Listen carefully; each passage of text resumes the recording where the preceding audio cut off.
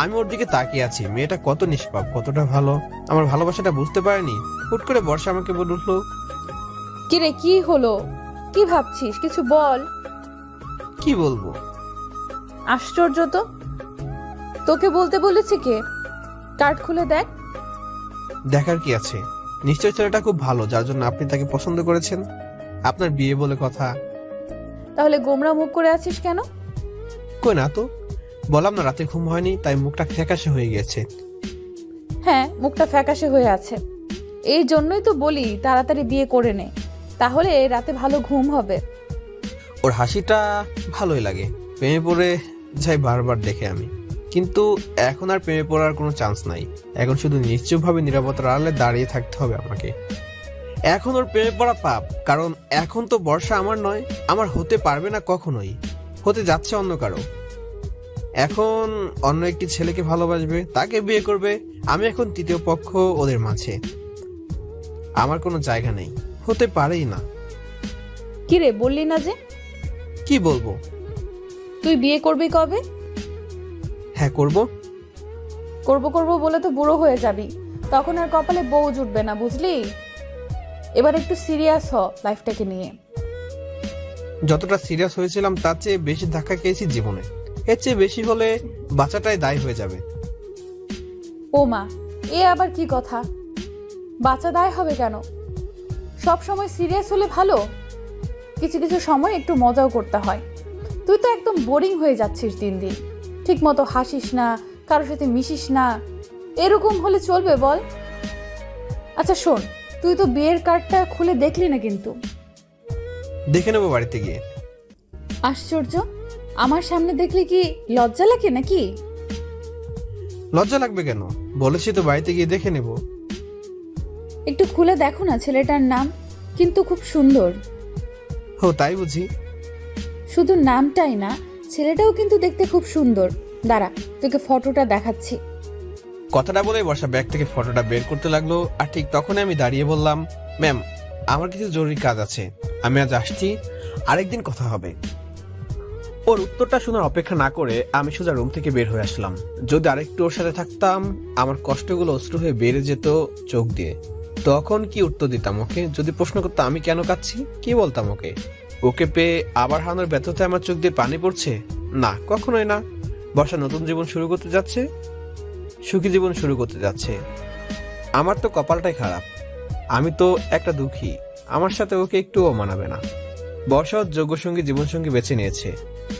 আমি ওকে আমার এই ব্যর্থতার অনুভূতির কথাগুলো বলে ওর নতুন জীবনের বাধা হয়ে দাঁড়াতে চাই না। সুখে থাকুক, ভালো থাকুক এই প্রত্যাশা। আর আমি আমার এই কষ্টগুলো নিয়ে বেঁচে থাকবো, আল্লাহর কাছে দোয়া করব যেন আমার মৃত্যু হয় খুব জলদি।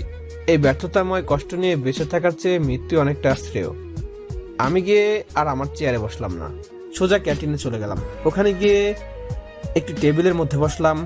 ক্যান্টিনটা পুরো খালি, সবাই অফিসে কাজ করছে, লাঞ্চের সময় আসবে তাই। কোনো মানুষ নেই এখানে। আমার দু চোখে হাত দিয়ে অনুভব করলাম আমার চোখ আমাকে প্রশ্ন করেছে, আমি কি তোমার কষ্টগুলোকে চোখের অশ্রু হয়ে ঝরাতে পারি? সাথে সাথে গড়িয়ে পড়লো আমার গাল বেয়ে এক ফোঁটা জল। তারপর আরেক চোখ দিয়ে পড়তে থাকলো। দু চোখটা যেন এখন ঝর্ণা হয়ে গিয়েছে, কষ্টের ঝর্ণা। শুধুই কান্না, শুধুই কান্না, শুধুই কান্না দিয়ে আমার কষ্টের সমাপ্তি হবে। চিৎকার করতে ইচ্ছে করছে, আল্লাহকে বলতে ইচ্ছে করছে, কি করলে তুমি আমার সাথে? কেন করলে? কি অপরাধ ছিল আমার? কি দোষ করেছিলাম আমি তোমার কাছে? কেন কেড়ে নিলে তুমি আমার ভালোবাসাকে, আমার বর্ষাকে? আমার ভালোবাসার মাঝে তো কোনো খুঁত ছিল না। আমার কাছ থেকে কেন কেড়ে নিলে তুমি বর্ষাকে? আজ নিঃস্ব করে দিলে আমায়। হে আল্লাহ, তুমি শুনতে পারছো এই হৃদয়ের কান্না? বুক ফাটা কান্নার শব্দ কি তোমার দরবারে পৌঁছায় না? তুমি কি দেখতে পাচ্ছ না আমার এই কষ্টের অশ্রুগুলো? আমার ভালোবাসা তো পবিত্র ছিল, তাহলে কেন, কেন আজ আমাকে এতটা কষ্ট ভোগ করতে হচ্ছে? তুমি আমার কাছ থেকে আমার আম্মুকে কেড়ে নিয়েছো। ওইটা ছিল আমার জন্য সবচেয়ে বড় আঘাত। ভেবেছিলাম আমার উপর থেকে তোমার রহম উঠে গিয়েছে, কিন্তু তুমি আবার বর্ষাকে আমার কাছে ফিরিয়ে দিলে। আমি তখন ভেবেছিলাম কিছুটা সুখী হব, ভেবেছিলাম তুমি আমার প্রতি সদয় হয়েছো আল্লাহ, কিন্তু আমি ভুল ছিলাম। আজ বর্ষাকে আমার কাছ থেকে কেড়ে নিয়েছো তুমি, আমাকে দিয়েছো নিঃস্ব করে, আমাকে ক্ষত বিক্ষত করে দিয়েছো, হৃদয়কে দিয়েছো ভেঙে। ভালো করেছো, কি দরকার আমার এই পৃথিবীতে বেঁচে থাকার? হে আল্লাহ, তুমি এতটা সদয় যখন আমার প্রতি হয়েছো, আর একটু সদয় হও। আমার এই দেহ থেকে আমার প্রাণটা চিরতরে নিয়ে নাও। এভাবে বেঁচে থাকাটা আমার জন্য এখন শাস্তি হয়ে দাঁড়িয়েছে। বেঁচে থাকার তো কোনো মানে নেই আল্লাহ, প্লিজ আমার প্রাণটা নিয়ে নাও। হৃদয়টা যখন ক্ষতবিক্ষত হয়ে গেছে তখন বেঁচে থেকে কি লাভ? আমার মরে যাওয়াই ভালো। আমি আর বাঁচতে চাই না। আমার নিঃশ্বাস বন্ধ করে দেও আল্লাহ তুমি। বেঁচে থাকাও যেন আমার জন্য এখন শাস্তি। আমি এখন জীবিত হয়ে মরার মতো বেঁচে আছি। খুব কাঁদছি, খুব। শুনেছি কাঁদলে নাকি মনটা হালকা হয়, ভালো লাগে, কষ্টগুলো ভুলে থাকা যায়। কিন্তু আমি তো জানি এই কান্নার কোনো সমাপ্তি নেই। কেঁদে কেঁদে সাগর বানিয়ে ফেললেও আমার কষ্টের সমাপ্তি হবে না, কারণ যে কষ্ট পেয়েছি তা অসমাপ্তই থেকে যাবে। আমার ভালোবাসার মতো আরো কাঁদতে ইচ্ছে করছে অনেক। হঠাৎ করে ক্যান্টিনের মধ্যে আফসার ভাই চলে এলেন। এসে দেখলেন যে আমার চোখে পানি, আমি কাঁদছি। উনি আমার কাছে খুব জলদি হেঁটে এসে আমার দুই কাঁধে হাত দিয়ে বললেন, অমর ভাই, কি হয়েছে আপনার? আপনি কাঁদছেন কেন? আপনি ঠিক আছেন? আমি চুপ করে আছি, চোখ দিয়ে পানি পড়ছে, কিন্তু কোনো উত্তর দিতে পারছি না। আফসার ভাই আরো বলে উঠলো, অমর ভাই কিছু বলুন, আপনি কাঁদছেন কেন? আমি খুব বোকা তাই না আফসার ভাই? মানে আমি কেন এতটা বোকা আফসার ভাই? কি বলছেন অপূর্ব ভাই? কি হয়েছে আপনার?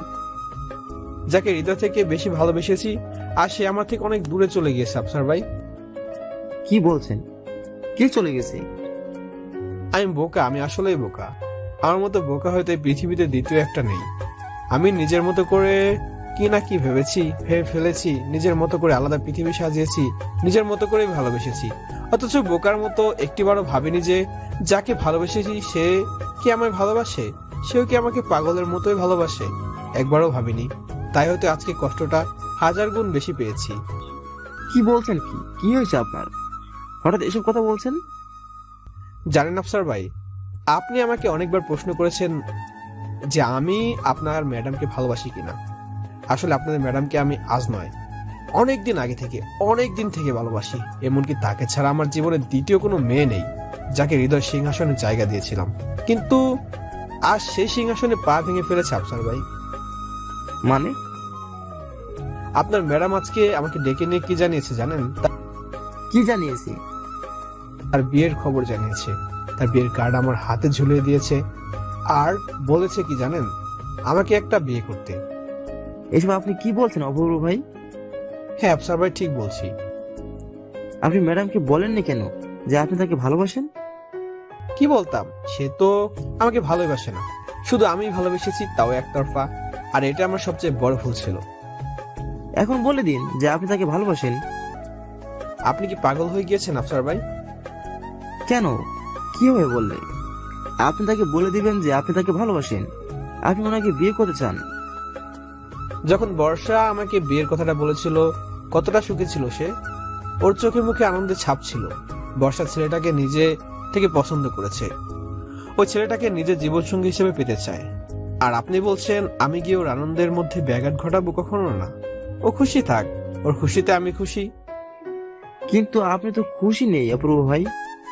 থাকতে হবে, এটা ছাড়া কোনো উপায় নেই আফসার ভাই, কোনো উপায় নেই। আমার ভালোবাসা মৃত, আমার ভালোবাসা নিষ্প্রাণ, আমার ভালোবাসার কোনো দাম নেই, কোনোই দাম নেই। কথাটা বলে আমি আফসার ভাইয়ের সামনে দিয়ে সোজা ক্যান্টিন থেকে বের হয়ে এলাম। চোখটা মুছে নিলাম যাতে কেউ বুঝতে না পারে আমি কেঁদেছি। তারপর নিজের চেয়ারে গিয়ে ফাইলগুলো নিয়ে ঘাটাঘাটি করতে লাগলাম। কাজটা করতে একদম ইচ্ছে করছিল না। তারপর কষ্টগুলোকে ভুলে থাকার যত সম্ভব কাজে মন দিতে চেষ্টা করি, কিন্তু পারছি না। ফাইলগুলো খুলছি আর ফাইলের কাগজগুলোর উপর আমার চোখের পানি ফটফট করে পড়ছে। ফোটা ফোটা পানিতে কাগজগুলো একদম ভিজে গিয়েছে। চোখ দিয়ে অন্ধকার দেখছিলাম, কিছু দেখতে পারছিলাম না। দু চোখ শুধুই অশ্রু দিয়ে ভরা ছিল। কেউ আমায় দেখছে না। আমি কি করছি বসে বসে কেউ না, শুধু আফসার ভাই আমার দিকে তখন তাকিয়ে আছেন। উনি আমায় লক্ষ্য করলেন যে আমি কাঁদছি। হঠাৎ পিয়ন এসে বললো বর্ষা নাকি আমায় ডাকছে। চোখের পানিগুলো মুছে একটু নর্মাল হওয়ার চেষ্টা করলাম। তারপর আবার রুমে গেলাম। ম্যাম আসবো? হ্যাঁ আয়।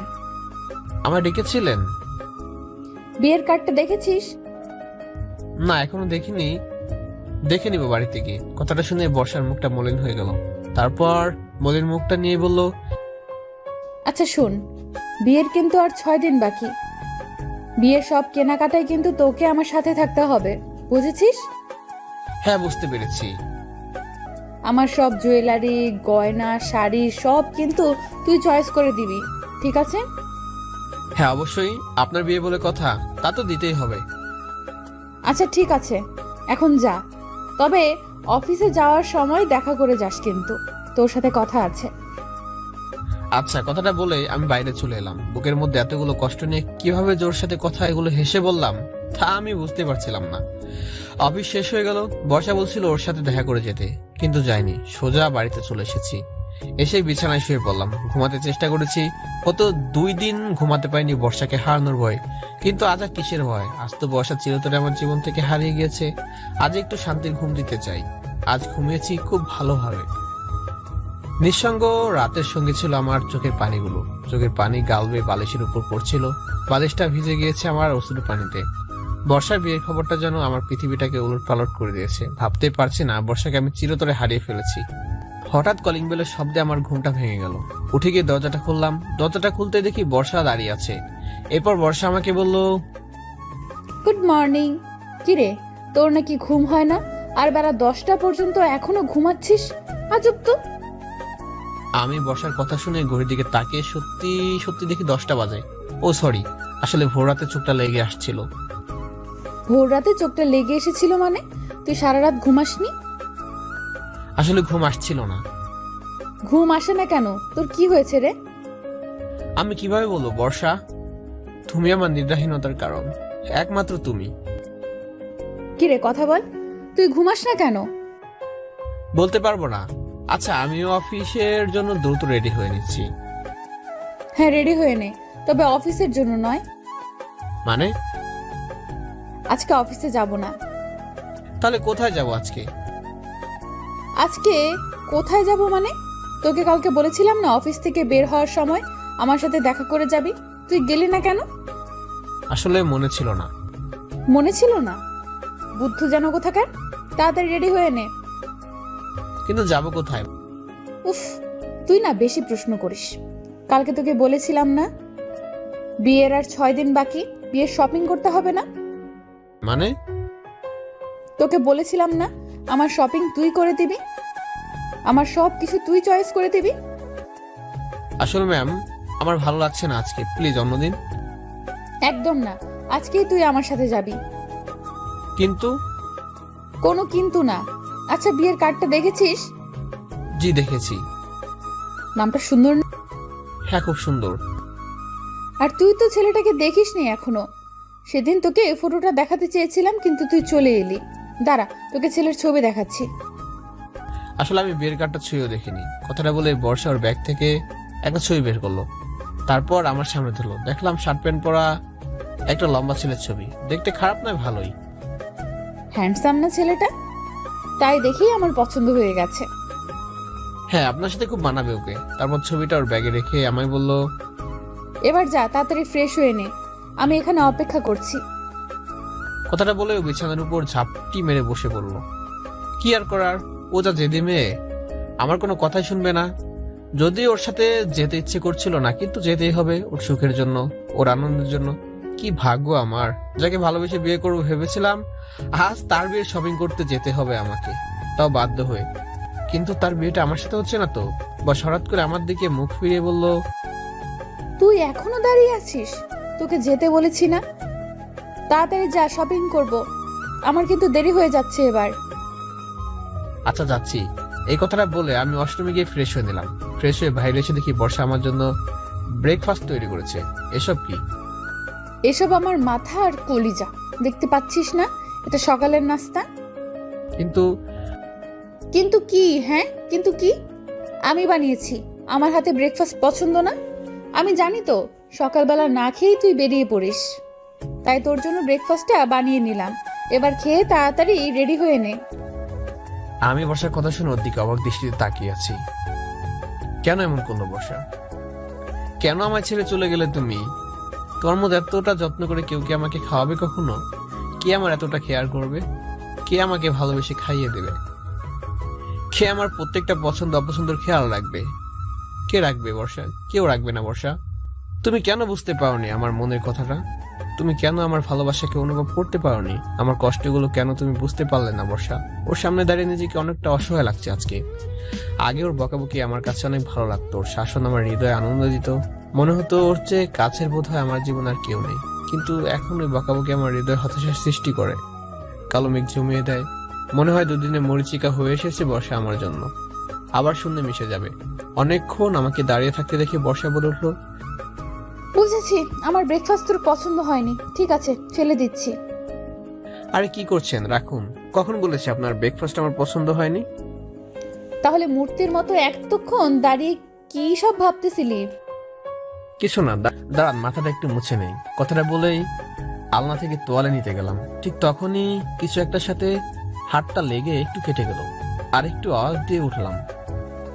কি রে, কি হলো তোর? হাতটা একটু কেটে গিয়েছে। অপূর্ব, তুই এতটা বেখায়ালি না, একটু দেখে কাজ করবি না? তারপর একটা কাপড় দিয়ে আমার হাতটা বেঁধে দিল আর বলল, তোয়ালেটা আমার কাছে দে, আমি তোর মাথা মুছে দিচ্ছি। এই কথাটা বলে বর্ষা আমার হাত থেকে তোয়ালেটা নিয়ে নিল। এরপর খাটের উপর উঠে আমার মাথাটা মুছে দিচ্ছে। আমি একটু লম্বা বলে ওর হাত নাকি আমার মাথায় যায় না। আগে যখন আমার মাথা মুছে দিয়েছিল তখন ওর দিকে শুধু তাকিয়েছিলাম। খুব আপন মনে হয়েছিল ওকে। কিন্তু এখন ওর মাঝে আমার মাঝে কতটা দূরত্ব সৃষ্টি হয়ে গিয়েছে, কতটা পরপর লাগছে ওকে আজ। মনে হচ্ছে ও তো আজ আছে, কাল আবার অন্য কারো হাত ধরে চলে যাবে। অজানা কোনো পথে নতুন কোনো জীবনে প্রবেশ করবে বর্ষা। আমি মাথা নিচু করে আছি, কারণ ওর দিকে তাকাতে সংকোচ লাগছে আমার। এরপর আমার মাথাটা মুছে দিয়ে ও বলল, নে, মাথা মুছে দিয়েছি, এবার ব্রেকফাস্ট করে নে। আমি মাথা নাড়িয়ে বললাম, হ্যাঁ। বর্ষা আমাকে বলে উঠলো, মাথা নাড়াচ্ছিস কেন শুনি? কথাটা শুনে আমি ওর দিকে তাকালাম আর বললাম, মানে? মানে ওর যে হাত কেটে গেছে সেই খেয়াল আছে? সে হাত দিয়ে খাবি কিভাবে শুনি? ও, আমার তো খেয়ালই ছিল না। থাকবে কিভাবে? নিশ্চয়ই কোনো মেয়েকে পছন্দ হয়েছে, সারাদিন সারাক্ষণ সেই মেয়ের কথাই ভাবিস। ওর কথা শুনে মনটা আরো খারাপ হয়ে গেল। কে আছে আমার জীবনে তুমি ছাড়া? তোমার ছাড়া আমি আর কাউকে ভালোবেসেছি? কাউকে না। এখানে আয়, বস। তারপর আমাকে জোর করে বসিয়ে বর্ষা নিজের হাতে খাইয়ে দিল। ও আমায় খাইয়ে দিচ্ছে আর আমি শুধু ওর দিকে তাকিয়ে আছি। কেন আমায় এতটা মায় জড়াচ্ছ বর্ষা? যে মায়া আমি কোনোদিন কাটিয়ে উঠতে পারবো না, সে মায় আমাকে কেন জড়াচ্ছ? কষ্ট হয় বর্ষা, তোমাকে হারিয়ে অনেক কষ্ট হবে আমার। এরপর আমাকে খাইয়ে দিয়ে বলল, নে, এবার রেডি হয়ে নে তাড়াতাড়ি।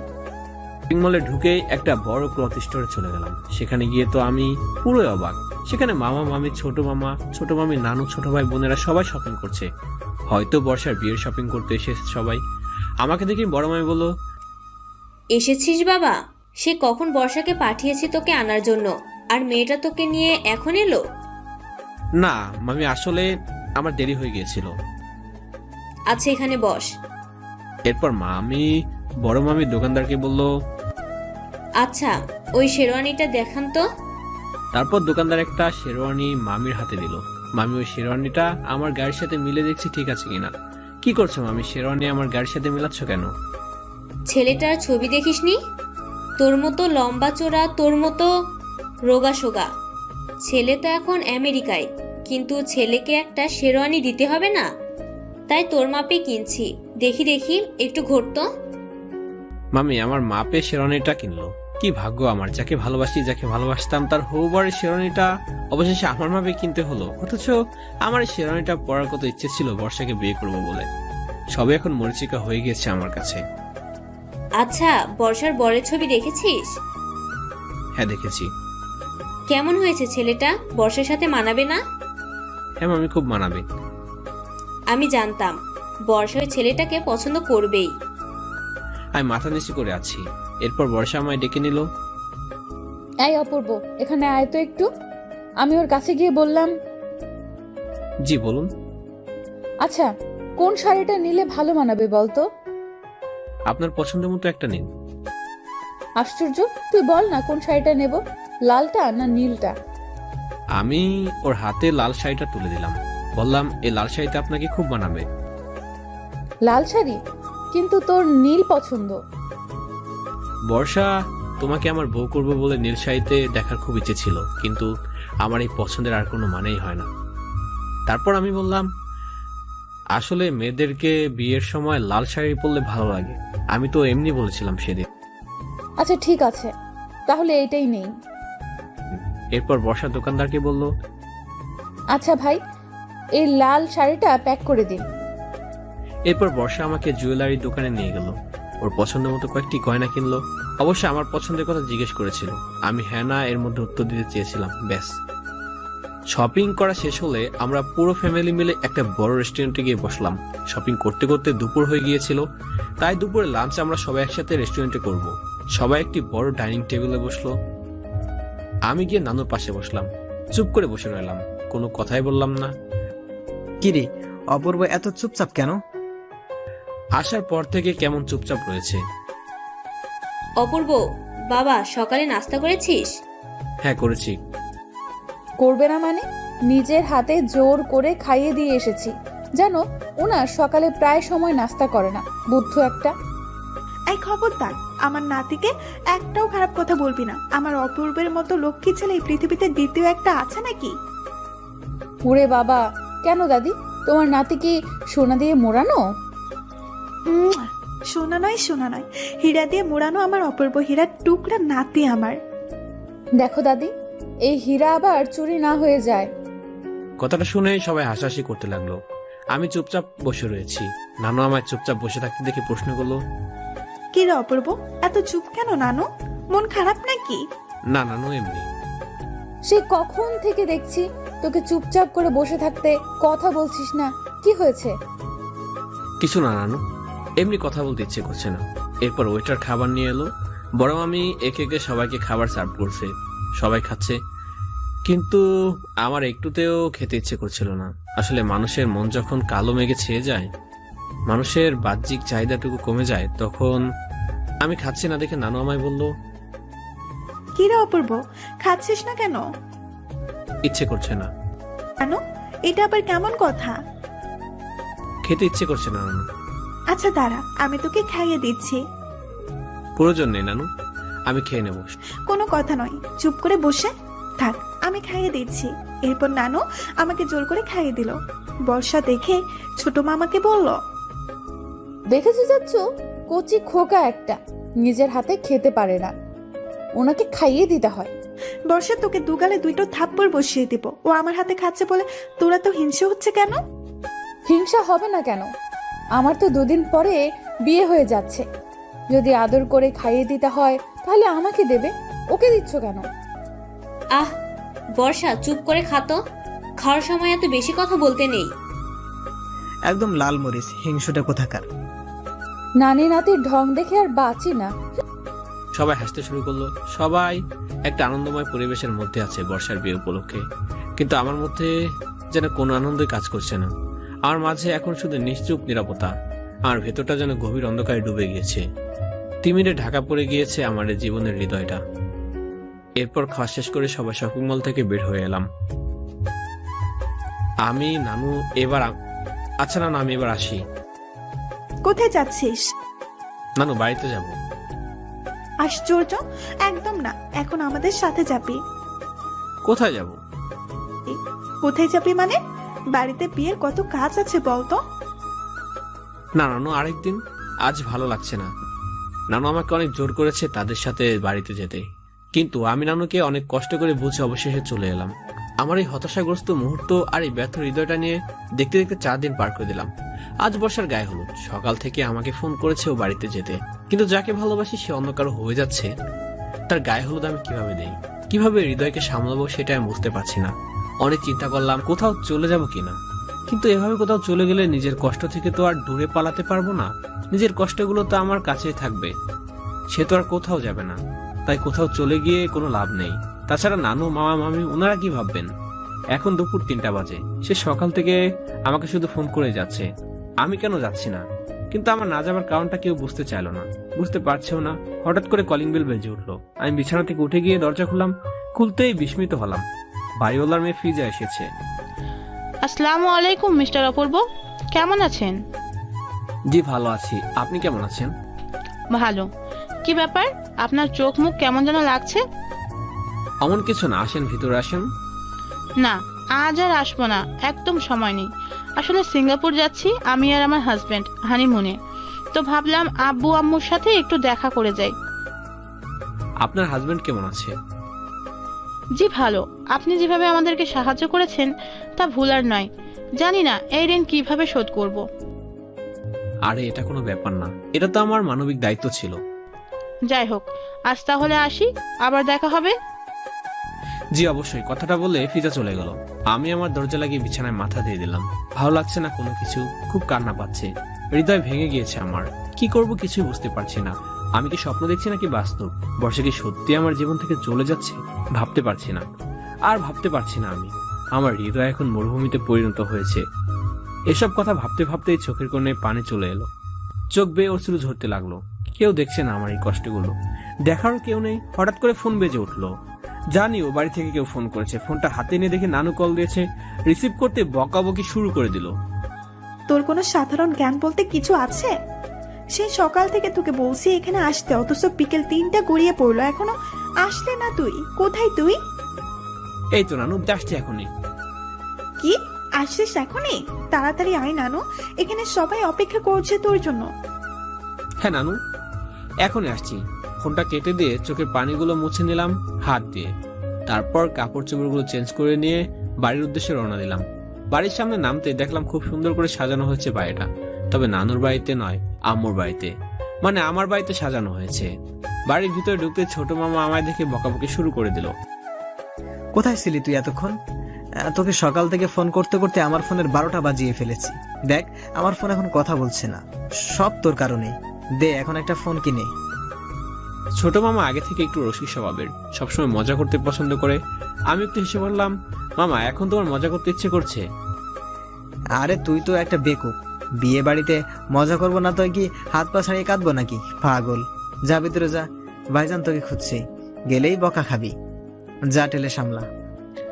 তারপর বাড়ির ভিতরে ঢুকলাম। বাড়ির ভিতরে ঢুকে দেখি বড় মামি, ছোট মামি, নানু এবং ছোট বোনেরা কাঁচা হলুদ বাটছে এবং আরো অনেক কিছু গায়ে হলুদের জন্য যা প্রয়োজন আর কি, ওসব গোছগাছ করছে। কিছু বয়স্ক মহিলারা সুরে সুরে গায়ে হলুদের গানও গাইছে দেখছি। গায়ে হলুদের অনুষ্ঠানে তেমন কোনো মানুষকে আমন্ত্রণ করা হয়নি, খুব কম লোকজন। অফিসের কর্মচারী এবং নিকট আত্মীয় স্বজন ছাড়া আউটসাইডের কাউকে ইনভাইট করা হয়নি। তবে পুরো বাড়িটা মানুষের হাসাহাসি আর আনন্দে মুখরিত হয়ে আছে। বিয়ে বাড়ি বলে কথা। হঠাৎ নানু আমায় দেখে বলে উঠলো, কি রে, এখন সময় হলো আসতে? তোকে সেই সকাল থেকে তলব করছি, তোর কোনো পাত্তাই নেই। সত্যি তোর কোনো কাণ্ডজ্ঞান নেই, একদম দায়িত্বহীন হয়ে গেছিস তুই। এসেই আবার বকাবকি শুরু করে দিল। নানু ভালো লাগছে না একদম, আর বকাবকি করবে না তো? না, বকাবকি করব না। এরকম কাণ্ডজ্ঞানহীন হলে চলে? ছাড় তো আমার গলা, ছাড়, ভালো লাগছে না। এরকম করছো কেন? এরকম করব না, সেই সকাল থেকে তোকে ডাকছি আর তুই এখন এসেছিস। এসেছি তো, এবার থামো। হঠাৎ বড় মামি এসে বলল, আহ মা, ছেলেটাকে আর বকবেন না তো। ওখানে হলুদ বাট্টা হয়ে গেছে, কিভাবে কি করতে হবে আপনি কি গিয়ে একটু দেখেন, ওরা সবটা সামলাতে পারছে না। এরপর নানু চলে গেল। মামি আমায় বলল, হ্যাঁ রে বাবা, কি হয়েছে তোর? সকাল থেকে তোকে ফোন করা হচ্ছে, আর তুই এখন এলি কেন? মামি তুমি আবার শুরু করে দিও না তো, শরীরটা ভালো লাগছে না, তাই আসতে একটু দেরি হয়েছে।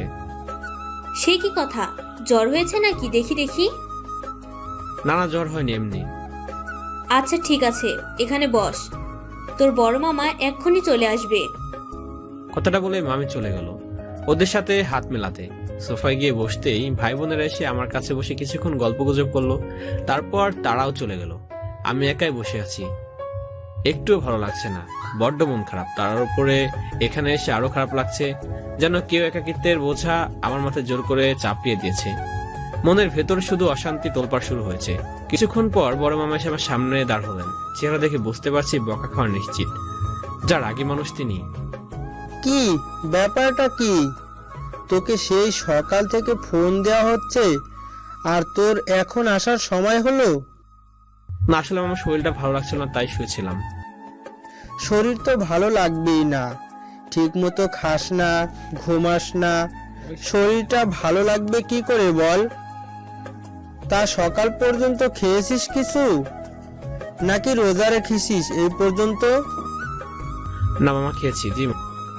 আচ্ছা, কিছুক্ষণ পর বর্ষার গায়ে হলুদের অনুষ্ঠান শুরু হবে, কোথাও যাস না কিন্তু, বোঝা গেছে? মামা কথাটা বলে মামা চলে গেল। সবাই খুব ব্যস্ত, ছোট মামা আর বড় মামা চলে গেলেন কালকে বিয়ের অনুষ্ঠানের প্রস্তুতি গ্রহণ করতে, আর মামিরা তো ব্যস্তই। কিছুক্ষণ পর দেখলাম মিস ফাইজা খুব সুন্দরভাবে সাজুগুজু করে এলেন। আমাকে দেখেই বললেন, হ্যালো মিস্টার অপূর্ব, কখন এলেন? জি এখন এসেছি। তো আপনি একা কেন? আফসার ভাই কোথায়? আপনি তো আশ্চর্য রকমের প্রশ্ন করছেন। মিস্টার আফসার কোথায় সেটা আমি কি করে বলবো? তাও ঠিক। তা মিস্টার অপূর্ব, আজকে আপনার কথা বলার স্টাইল, মনোভাব একটু অন্যরকম লাগছে। ব্যাপার কি? মনটা খারাপ? না, মন খারাপ হতে যাবে কেন? সত্যি বলছেন তো? মিথ্যা বলার কি আছে, সত্যি বলছি। আমার কাছে কিছু লুকাচ্ছেন নাকি? আশ্চর্য, আপনার কাছে কি লুকাবো আমি? আমি কিন্তু সবই শুনেছি। মিস্টার আফসার আমাকে সব বলেছেন। কথাটা শুনে আমি মিস ফাইজার দিকে তাকালাম। কি বলবো মিস্টার ফাইজা আপনাকে? কি বলেছে মিস্টার আফসার আপনাকে?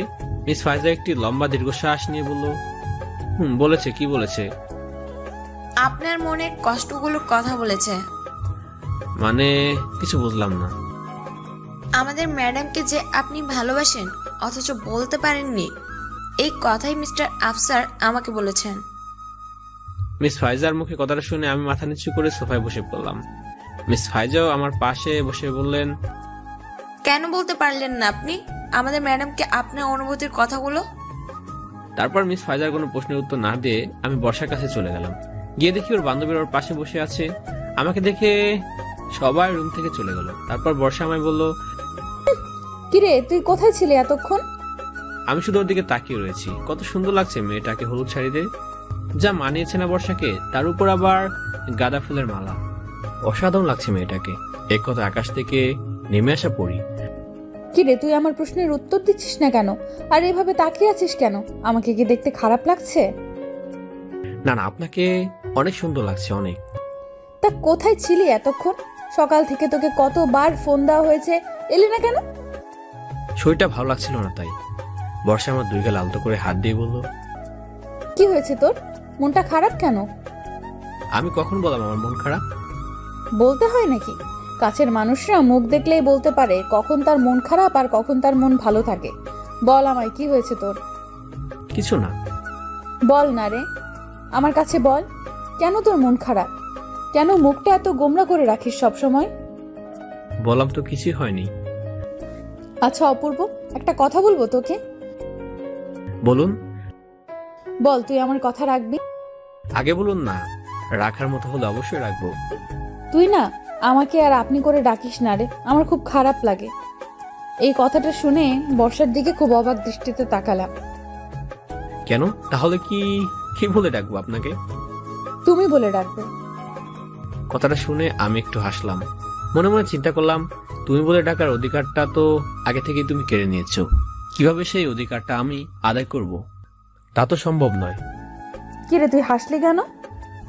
আপনার কথা শুনে। আমি হাসার মতো কি বললাম? আপনি আর তুমির মধ্যে অনেকটা পার্থক্য, জানেন তো? আকাশ পাতাল তফাৎ। তারপরও আমাকে তুমি বলে ডাকবি? তোর মুখ থেকে আপনি শব্দটা শুনতে আমার আর ভালো লাগে না, খুব পরপর মনে হয়। সম্ভব না। কেন সম্ভব না? সে অধিকার আমার নেই। আমি এত কিছু জানি না, তুই আমাকে আর কোনো দিন আপনি বলে ডাকবি না, ব্যাস। ওর মুখে কথাটা শুনে আর বুকটা যেন ফেটে যাচ্ছে, চোখ দুটো যেন কান্না করতে চাইছে। কিভাবে যে তোমাকে তুমি বলে ডাকবো বর্ষা, তা তো সম্ভব নয়। আমি কিভাবে নিজেকে সামলাবো তুমি চলে যাওয়ার পর? আমার হৃদয়কে তুমি ভেঙে দিয়ে চলে যাচ্ছ। প্লিজ বোঝার চেষ্টা করো, আমি যে তোমাকে ছাড়া বাঁচবো না। ওর দিকে গভীর দৃষ্টিতে তাকিয়ে আছি। কি রে, কিছু বল। আমি আসি এখন। কোথায় যাচ্ছিস? কিছু কাজ আছে। কথাটা বলে আমি চলে আসবো। বর্ষা পিছন থেকে ডাক দিল, তোকে একটা কথা বলার ছিল। প্লিজ না, এখন না, অন্য কোনো সময় শুনবো। কিন্তু প্লিজ আমি এখন আসি। কথাটা বলেই আমি রুম থেকে চলে আসলাম। চোখটা আমার পুরোই ভিজে গিয়েছে নোনা পানিতে। আর কিছুক্ষণ ওর সামনে দাঁড়িয়ে থাকলে আমার চোখ দিয়ে পানি ঝরে যেত। নানুর ঘরে এসে বসলাম। খুব কাঁদছে এখন, চোখ দিয়ে শুধু পানি ঝরছে। অশ্রু যেন থামবে না। আমার বুকের ভেতরটা ফেটে যাচ্ছে। কেন আমার সাথে এমন হলো?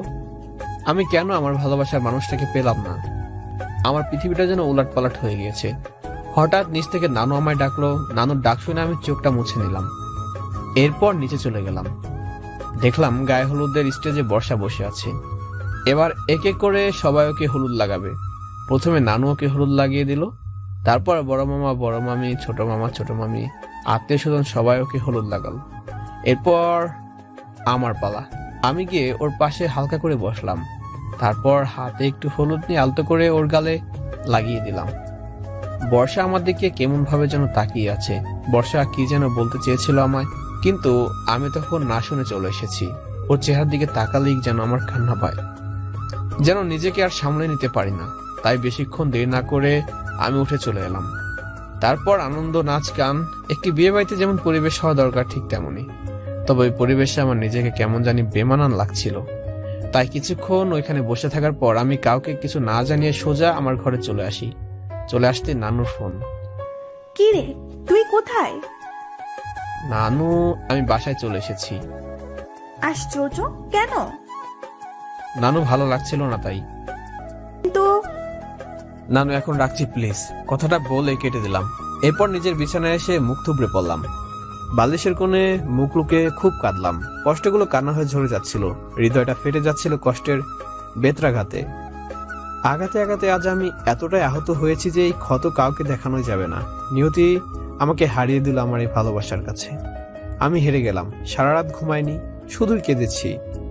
এতই কেঁদেছি যে চোখ দুটো অন্ধকার দেখছিলাম। সকাল হতে মামা ফোন করে ও বাড়িতে তাড়াতাড়ি যেতে বলল। যেতে ইচ্ছে করছিল না, কিন্তু বাধ্য হয়ে যেতে হলো। গিয়ে দেখলাম পুরো বিয়ে বাড়ি মানুষের কোলাহলে পড়লো। আমি যে বাড়ির ভেতরে ঢুকেছি সেটা কেউ খেয়াল করেনি। আমি গিয়ে সোজা নানুর রুমের সোফায় মাথাটা দিয়ে বসলাম। হঠাৎ কেউ একজন আমার মাথায় হাত দিয়ে স্পর্শ করলো। মাথাটা তুলে তাকাতেই দেখি নানু। কিরে নানু, কখন এলি? এই তো এখন এসেছি। কি হয়েছে তোর? মনটা খারাপ কেন? কিছু হয়নি নানু, এমন। আজ কদিন যাবৎ লক্ষ্য করছি তুই কেমন যেন মনমরা হয়ে গেছিস। কি হয়েছে তোর? আমায় বল, কিছু হয়েছে নানু? না, কিছু হয়নি, তুমি অযথা টেনশন নিও না তো। হলো, আমায় বল নানু। বললাম তো কিছু হয়নি। বর্ষা কোথায়? ওকে, ওর বান্ধবীরা সাজাচ্ছে। ও আচ্ছা, বর্ষার বর কখন আসবে? এই তো সময় হয়ে গেছে, এখনই চলে আসবে। হঠাৎ করে নিচ থেকে আওয়াজ এলো, বর এসেছে, বর এসেছে। ওই দেখ, বলতে না বলতে চলে এসেছে। নে নে, তাড়াতাড়ি নিচে আয়, এখানে বসে থাকিস না। কথাটা বলে নানু নিচে চলে গেল। বর্ষার বরকে দেখার জন্য আমিও নিচে চলে আসলাম। তবে বর্ষার বর বেশে যাকে দেখলাম তাকে দেখে আমার পায়ের নিচে থেকে মাটি সরে যাচ্ছিল। এ কেমন বিশ্বাসঘাতক আমার সাথে। আমি কাকে দেখছি নিজের চোখকে বিশ্বাস করতে পারছিলাম না। আমি কল্পনাও করতে পারছি না এমন পরিস্থিতির মুখোমুখি হতে হবে আমাকে। আফসার ভাই এইমাত্র বর বেশে যে ভিতরে ঢুকলো, সে আর কেউ না, আফসার ভাই। আফসার ভাই দাঁড়িয়ে আছে আমার সামনে। আমি ভুল দেখছি? আমি কি স্বপ্ন দেখছি? নিজেকে বিশ্বাস করতেই পারছি না। কি হচ্ছে এখানে? আফসার ভাই ভিতরে ঢুকে আমার সামনে এসে মুসকি মুসকি হাসছে, কিন্তু রাগে আমার শরীরে রক্ত যেন মাথায় চড়ে গিয়েছে। নিজেকে কন্ট্রোল করে আফসার ভাইকে প্রশ্ন করলাম, আপনি এই বেশে? এসবের মানে কি? এখানে তো বর্ষার বরের আসার কথা ছিল। আপনি এখানে বর বেশে কি করছেন? কেন, বর্ষাকে বিয়ে করতে এসেছি। নিজের রাগকে আর কন্ট্রোল করতে পারলাম না। সঙ্গে সঙ্গে সবার সামনে আফসার ভাই কলারটা ধরে ফেললাম আর চিৎকার করে বলতে লাগলাম, আফসার ভাই ওই মুখে বর্ষার নাম উচ্চারণ করবেন না, বিশ্বাসঘাতক বেঈমান। আপনি এতটা নীচ, এতটা জঘন্য, আমার সাথে বিশ্বাসঘাতকতা করে এখন বর্ষাকে বিয়ে করতে এসেছেন। তার মানে বর্ষা আপনাকে পছন্দ করত, আপনাকে বিয়ে করতে চেয়েছিল, কিন্তু আপনি আমাকে বলেননি। কেন করলেন আমার সাথে এমনটা? বলুন কেন করলেন? আরে রবর ভাই, কি করছেন কি? ছাড়ুন না, ছাড়বো না। আগে বলুন কেন করলেন আমার সাথে এমন প্রতারণা? পিছন থেকে কাপড়ের মতো আঘাত করে আমার সাথে কেন এমন জঘন্য কাজ করলেন বলেন? এই কথাটা বলে খুব জোরে ধাক্কা দিয়ে আফসার ভাইয়ের কলারটা ছেড়ে দিলাম। বাড়ি ভর্তি লোকজন সবাই শুধু আমার দিকে চেয়েছিল। হঠাৎ বড় মামা এসে খুব রেগে আমাকে বলল, অপূর্ব, কি করছিস? কি এসব? কি হয়েছে তোর? আমি মাথা নিচু করে চুপ করে আছি। মামা আবার আমাকে বলল, তুই কোনো বর্ষার হবু বরের গায়ে হাত দিলি বল আমায়? বড় মামি, নানু, ছোট মামা, ছোট মামি, বাড়ি ভর্তি সব লোকজন আমার দিকে চেয়ে রয়েছে। কি হলো, উত্তর দিচ্ছিস না কেন? কেন এরকম করলি? কথাটা বলে মামা আমায় থাপ্পড় দেওয়ার জন্য হাত উঠিয়ে ফেললো আর আমি ভয় পেয়ে চোখটা বুজে ফেললাম। 10 সেকেন্ড চোখ বোঝার পর যখন দেখলাম আমার গালে থাপ্পড় পড়লো না, তখন চোখ মেলে দেখলাম যে মামা মুচকি মুচকি হাসছে, সে সাথে আফসার ভাই ও নানু মামি সকলেই। আমি তো ব্যাপারটা বুঝতেই পারলাম না। হঠাৎ মামা আমার দু গালে হাত দিয়ে বলল, তুই কি ভেবেছিলি মামা সবসময় রাগ করে? মামা বদমেজাজি? মামা তোর ইচ্ছা অনিচ্ছার কোনো খেয়াল রাখে না, তাই না? তুই মামার বড় আপার একমাত্র ছেলে, আমাদের সকলের প্রিয়, তোর মনে কি করে কষ্ট দিব বাবা? তারপর মামা আমার কপালে আলতো করে একটা চুমু দিয়ে বলল, বর্ষার সাথে ওই ছেলেটার বিয়ে নয়, তোর বিয়ে হচ্ছে, বুঝলি? কথাটা শুনে আমি যে কি বলবো, আমি বলার ভাষা হারিয়ে ফেলেছিলাম। আমি কি এখনো ঘুমিয়ে আছি? আমি কি স্বপ্ন দেখছি, নাকি আমার কান ভুল শুনছে? সেটাই তো বুঝতে পারছি না। তারপর আমার হাতে আলতো করে একটা চিমটি কেটে যখন ব্যথা অনুভব করলাম, তখন আসলে বুঝতে পারলাম যে আমি তো বাস্তবে, কিন্তু কিভাবে কি হলো কিছুই তো বুঝতে পারছি না। মামার দিকে প্রশ্নবোধক ভাবে তাকিয়ে বললাম, কি বলছো কি মামা? বর্ষার সাথে আমার বিয়ে হচ্ছে? কেন, কিছু ভুল শুনলি নাকি? কিন্তু কিভাবে কিছুই তো বুঝতে পারছি না। তারপর মামি আমার সামনে এসে আমার কপালে একটা চুমু দিয়ে বলল, তুই কি মনে করেছিস অপূর্ব, তোর আনন্দ খুশির কোনো খেয়াল আমি রাখবো না? তোকে আমি বলেছিলাম না যে আমি তোর মায়ের মতো? মা কি কখনো সন্তানের মনের কথা বুঝতে পারে না বল? আমার মেয়ের একমাত্র সন্তান তুই, আর তোর ইচ্ছা অনিচ্ছার কোনো খেয়াল রাখবো না ভেবেছিস? আমার প্রাণ, আমার অপূর্ব, তোর খুশিটাই আমাদের কাছে সবচেয়ে বেশি, নানু। আরে সবাই ছেলেটাকে চুমু দিয়ে ছেলেটার চেহারাটা নষ্ট করে দিচ্ছে দেখি। সরো সরো সরো। কিরে, শক্ট খেয়েছিস? আরামসে চেপে যা, চাপ নেওয়ার কোনো দরকার নেই। বর্ষার সাথে তোর বিয়ে হচ্ছে এবং এটাই ফাইনাল। এখনো কোনো ডাউট আছে নাকি? কিন্তু মামা, বর্ষার সাথে যে আমেরিকা থেকে আসা ছেলেটার বিয়ে হওয়ার কথা ছিল।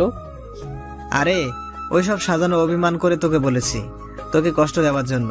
তোকে নাকি অফিসে বিয়ের কার্ড দিয়েছিল, কিন্তু তুই নাকি কার্ডটা খুলেই দেখিসনি, তাই অভিমান করে তোকে সব সাজিয়ে গুছিয়ে বলেছিল। আর আমাদেরকেও বারণ করেছিল তোকে যেন কথাটা না বলি। জানিস তো বর্ষা যা রাগী মেয়ে, ওর কথা না শুনলে কি মহাপ্রলয় বাঁধিয়ে দিতে পারে, সেটা তো জানিস। তাই আমরাও কিছু বলিনি। কিন্তু আফসার ভাই এখানে বর্ষে যে কেন আসলো?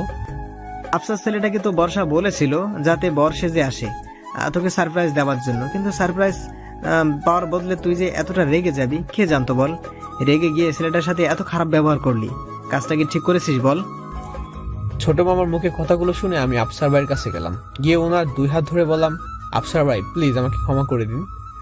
আমি মাথা গরম করে আপনার সাথে যে ব্যবহার করেছি জানি সেটা ক্ষমার অযোগ্য, তারপরে ছোট ভাই হিসেবে ক্ষমা করে দিন প্লিজ। আরে অপূর্ব ভাই, এত চাপ নিয়েন না তো। যাই হোক, আপনার ভালোবাসা সার্থক হতে চলেছে, সেই সার্থক ভালোবাসার বলে হিসেবে আমি না হয় আর একটু খেয়াল করে দিলাম। ওনার কথা শুনে আমি হেসে দিলাম। উনি আমাকে বলে উঠলো, হয়েছে, আর হাসতে হবে না।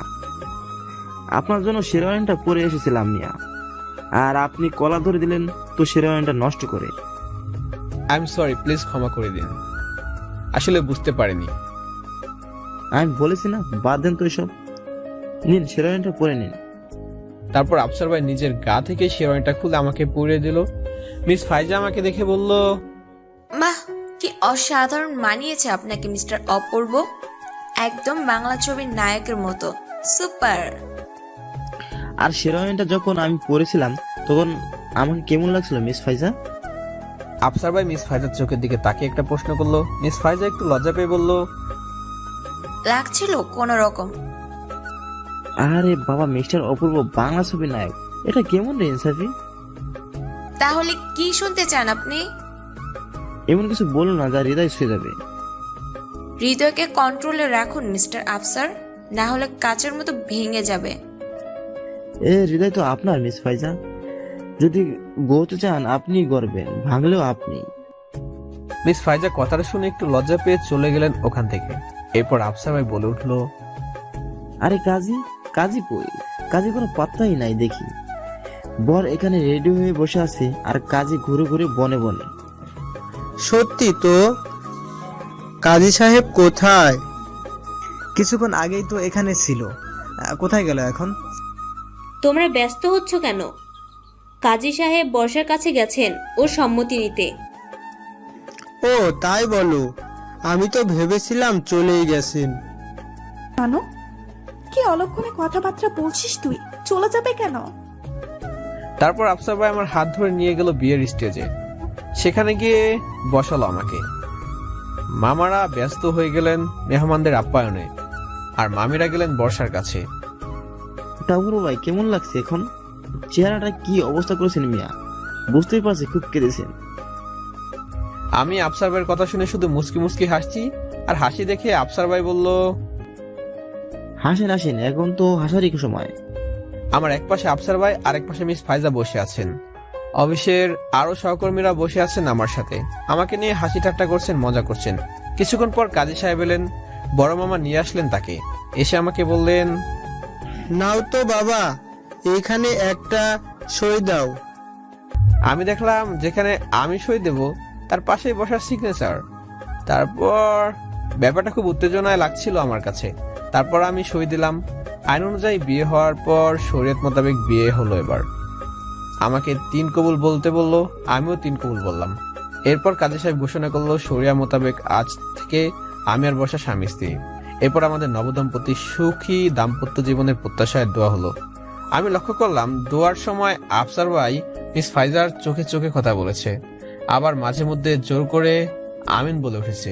সবটাই মিস ফাইজাকে উদ্দেশ্য করে বোঝাতেই পারছি মিস ফাইজার সাথে ওনার ঘনিষ্ঠতা এবার বাড়বে।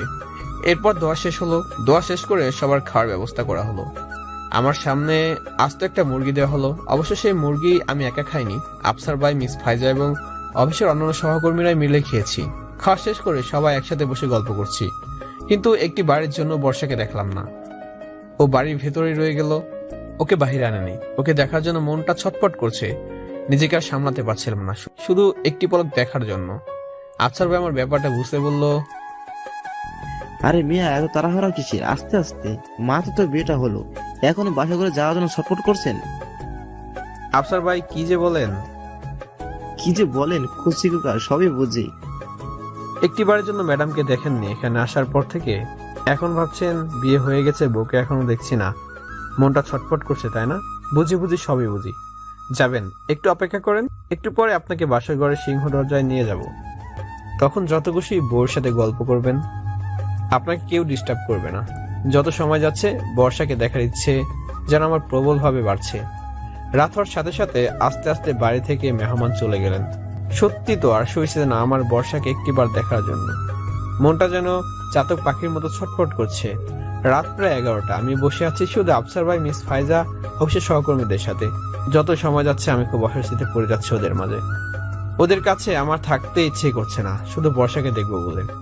আফসার ভাই শুধু আমাকে একটু খোঁচা মেরে বলল, আরে আমাদের অপূর্বের অবস্থা দেখেন, যেন খাঁচায় বন্দি পাখিটা মুক্ত হওয়ার জন্য ছটফট করছে। আপনি একটু চুপ করবেন মিস্টার আফসার? আপনি বুঝবেন কিভাবে ভালোবাসার যন্ত্রণা কি হয়? না বুঝলে বুঝিয়ে দিন না, বোঝার জন্যই তো অপেক্ষা করছি। ইস, আমার বয়েই গেছে আপনাকে বুঝিয়ে দিতে। তাদের কথা নিয়ে সবাই হাসাহাসি করছে। এরপর নানু এসে বলল, এই তোমরা কি করছো? তোমরা বসে থেকো না। বর্ষাকে বাসর ঘরে দিয়ে এসেছি, তোমরা মেহমেদকে বাসর ঘরে দিয়ে এসো।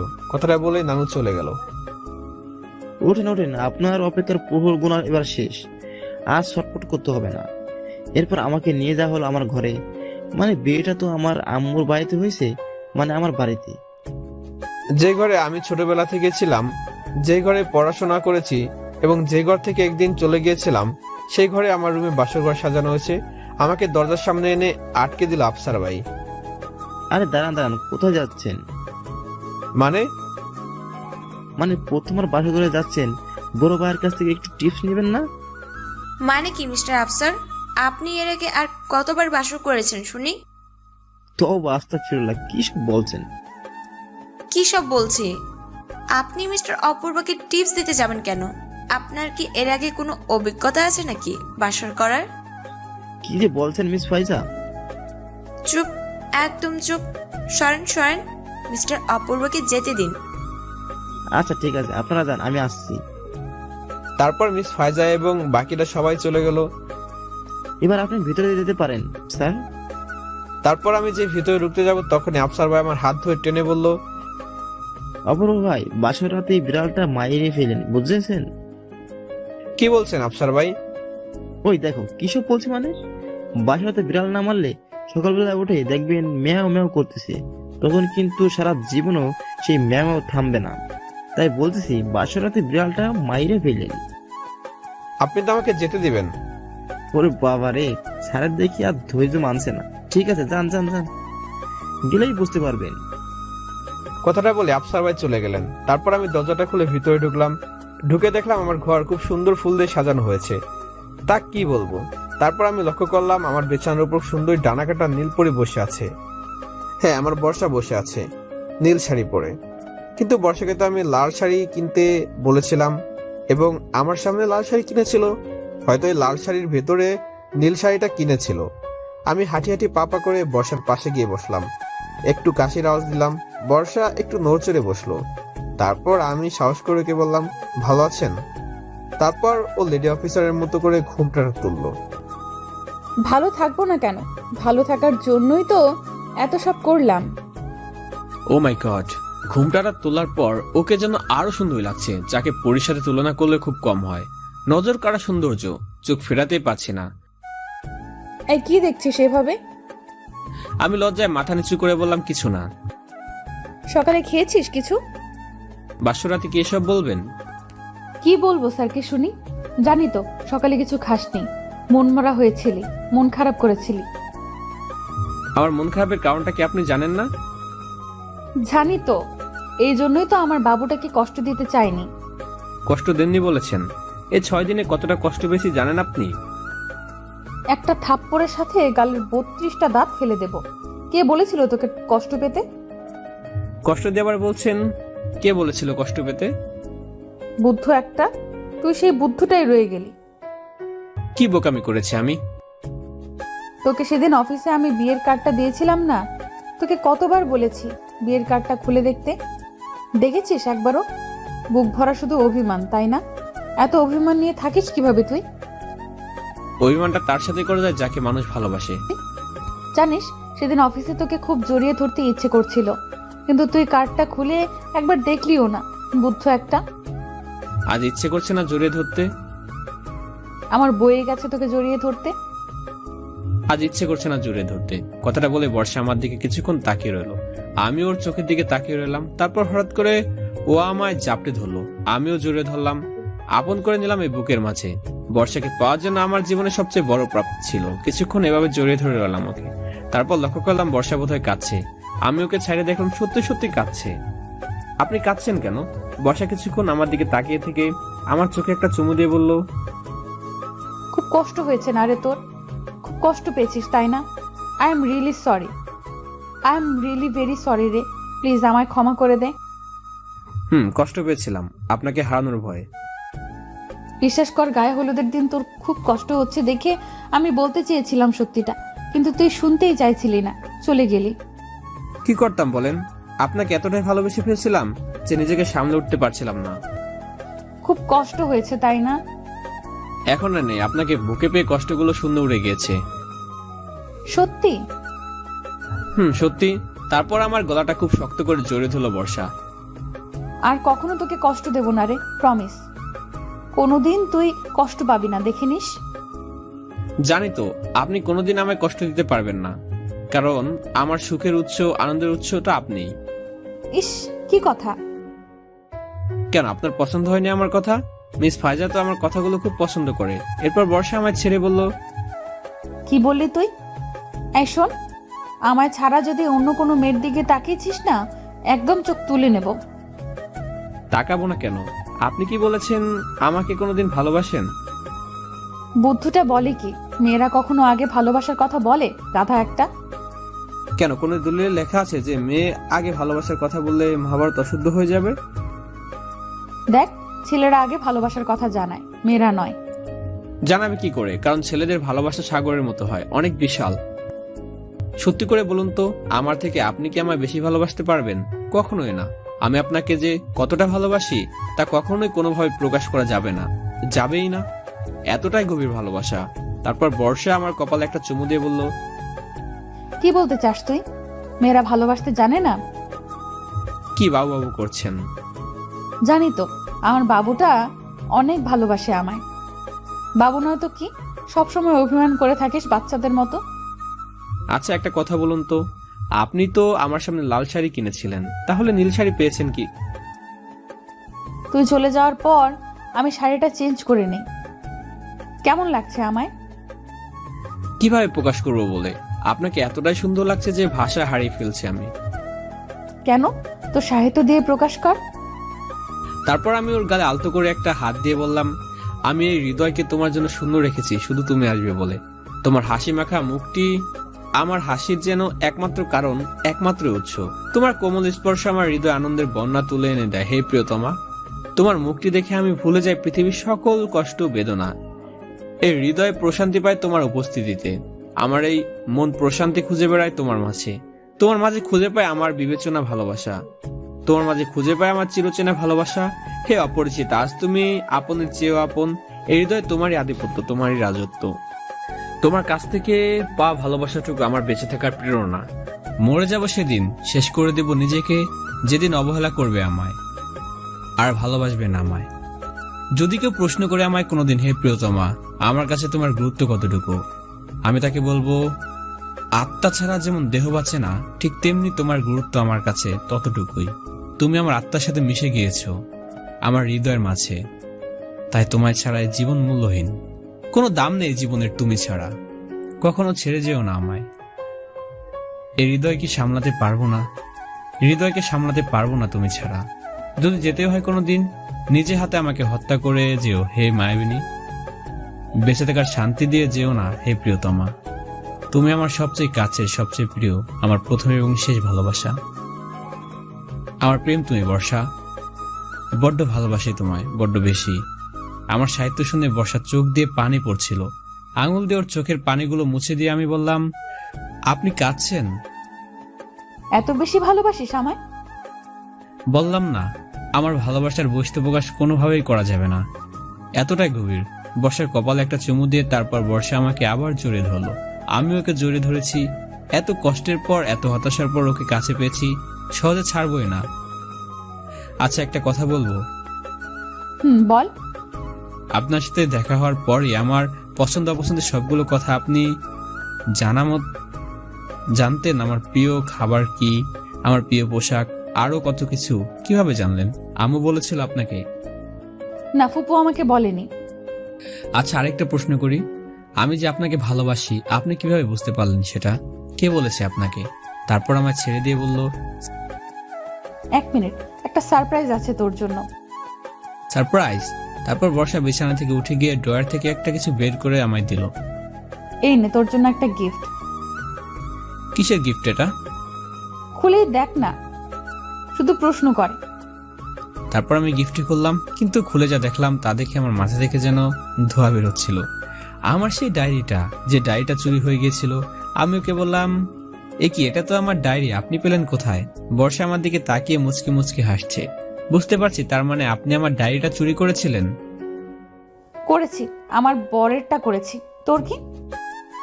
আপনি যে একটা চুন্নি সেটা তো আগে জানতাম না। এই চুন্নি কি? চোর, আপনি একটা চোর। একদম না, ডায়েরিটা নিলে তোর মনের কথাগুলো জানতাম কিভাবে বল? তুই তো কিছু বলতে চাস না, সব সময় মুখ গোমড়া করে থাকিস। তাই তো বলি, এত ঘন ঘন পায়েস খাওয়ানোর মানে কি? কি বললি? বেশ করেছি, নিয়েছি। তাই বলে আমার ব্যক্তিগত জিনিস না বলে হাত দিবেন? তোর ব্যক্তিগত জিনিস কি রে? আজ থেকে তোর সবকিছু আমার, তুইও আমার। উফ, লাগছে তো। লাগুক। কি করছেন কি, ব্যথা পাচ্ছি তো। এটা তোর শাস্তি। শাস্তি কিসের? এটা আমাকে প্রপোজ না করার শাস্তি। বর্ষার কথা শুনে বাসার ঘরে সাজানো ফুলগুলো থেকে একটা ফুল গোলাপ ছিঁড়ে নিলাম। তারপর ওর হাত দুটো আলতো করে ওকে দাঁড় করালাম। হাঁটু গেড়ে বসে বললাম, মাথা নিচু করে ফুলটা ওর দিকে বাড়িয়ে দিলাম। আমি তোমাকে ভালোবাসি বর্ষা, তোমাকে অনেক ভালোবাসি। তুমি কি হবে আমার ভালোবাসার মানুষটি? তুমি কি হবে আমার শূন্য বুকটা ভরিয়ে দেওয়ার একজন? তুমি কি হবে আমার গভীর রাতে চাঁদ দেখার সঙ্গী? তুমি কি হবে আমার এই শূন্য কাঁধে মাথা রাখার ভালোবাসার মানুষটি? এরপর বর্ষা আমার মাথাটা উঠিয়ে আমার গালে একটা চুমু দিয়ে বলল, সত্যি রে, আমি তোকে তোর থেকে বেশি ভালোবাসতে পারবো না। আমার জীবন সার্থক তোর মতো ভালোবাসার মানুষ পেয়ে। আর আমি সার্থক আপনাকে পেয়ে। এই, একটু আগে না তুমি করে বললি, এখন আবার আপনি করে বলছিস কেন? আপনি আমাকে তুই করে বলছেন কেন? আমি আপনার স্বামী না? স্বামীকে তুই করে ডাকতে নেই। ইস, এসেছে আমার স্বামী রে। তুই তো একটা বাচ্চা, তোকে আমি তুই করেই বলবো। তাহলে আপনাকে আমি আপনি ছাড়া কিছু বলতে পারবো না, আপনি করেই বলবো। বর্ষাকে কাছে টেনে খুব জোরে জড়িয়ে ধরে বর্ষা আমার বুকে ওর বুক লুকে মুচকি মুচকি আসছে। আমি যেন ওকে বুকে পেয়ে জীবনে সুখ খুঁজে পেয়েছি। এই শোন। হ্যাঁ বলুন। বাইরে খুব সুন্দর চাঁদ উঠেছে, দেখবি? রাত কটা বাজে দেখেছেন? ঘুমাবেন না? তারপর আমার বুকে মাথাটা উঠিয়ে বলল, আজ রাতে কোনো ঘুম না, সারা রাত শুধু গল্প করব, বুঝলি? তারপর আমার হাত ধরে টানতে টানতে বেলকুনিতে নিয়ে গেল। আমার রুমের সামনে বেলকুনিতে একটি দোলনা ছিল। 6 বছর আগে আম্মু কিনে দিয়েছিল দোলনাটি আমার জন্য। গিয়ে সেই দোলনাতে বসলাম। বর্ষা আমার কাঁধে মাথা দিয়ে বসলো। দুজনের মাঝে এক ভালোবাসাময় নীরবতা। বর্ষা, কিছু বলবেন না? খুব ভালোবাসি তোকে, অনেক বেশি। আমার থেকে বেশি কিন্তু নয়। জানি তো, কিন্তু তারপরও খুব ভালোবেসেছি তোকে। ভালোবেসে যাব তোকে আমৃত্যু, শেষ নিঃশ্বাস পর্যন্ত। আপনাকেও। জানেন, আম্মুকে আজ খুব মনে পড়ছে। আম্মু যদি বেঁচে থাকতো খুব খুশি হতো এই দিনটায়। হয়তো এই শূন্যতাটা কখনো পূরণ করতে পারবো না, কিন্তু দেখে নিস, তোকে আর কোনো দিন কষ্ট পেতে দেব না। তোর চোখ দিয়ে আর এক ফোঁটাও পানি ঝরতে দেব না আমি। তোকে এত ভালোবাসবো, সমস্ত কষ্টগুলো ধুয়ে মুছে যাবে, দেখিস। প্রমিস রইল। ওর কথা শুনে ওর কপালে একটা চুমু দিয়ে বললাম, আমাকে পেয়েছি, আমার আর কোনো কষ্ট নেই, কোনো দুঃখ নেই। এরপর ও আমায় জড়িয়ে ধরলো। সারা রাত দুজনে চাঁদ দেখলাম আর গল্প করলাম। এভাবে শেষ হলো আমাদের কষ্টের সমাপ্তি। বর্ষাকে পেয়ে শুরু হলো আমার জীবনের নতুন ভালোবাসার অধ্যায়। সকলের কাছে দোয়া চাই যেন বাস্তব জীবনে বর্ষাকে নিয়ে সুখী হতে পারি। সো দর্শক বন্ধুরা, আজকের এই গল্পটি আপনাদের কাছে কেমন লেগেছে নিচে কমেন্ট করে জানিয়ে দিবেন। আর হ্যাঁ, পরবর্তীতে কেমন গল্প শুনতে চান সেটিও কমেন্ট করে জানাতে পারবেন না। সো ভালো থাকবেন, সুস্থ থাকবেন এবং আমাদের চ্যানেলটি অবশ্যই সাবস্ক্রাইব করবেন। ধন্যবাদ।